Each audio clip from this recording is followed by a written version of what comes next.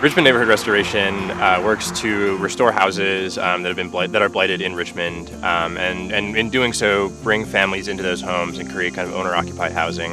And we found that does a lot for a community, having a space that was vacant and is now you have a family that's taking care of it and living in that home. I'm Eric Nicholson. I graduated from Earlham in 2017 as a biochem major, and I currently work for Richmond Neighborhood Restoration. Richmond has this just incredible history of wealth, and if you look at where Richmond was kind of the turn of the century, we were one of the richest cities in the United States.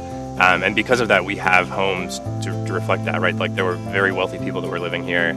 And a lot of the ones that we work with are from that period, so kind of late 1800s to like the 20s or so, when we just had incredible family wealth here.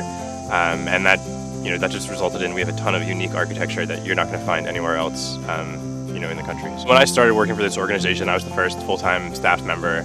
And we've really grown from an organization that didn't have any staff to, it's still just me, but we're much farther along and we have a much better process, and we're really developed as an organization now.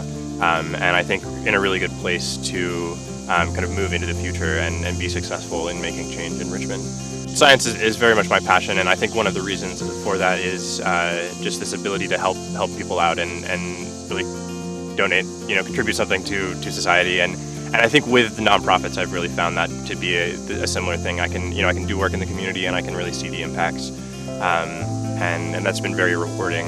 I think also, nonprofits and the sciences are very grant driven, and so being able to take a skill that I learned in the sciences and apply it to nonprofits, and then maybe in the future apply that back to sciences, I think that's going to be very valuable for me.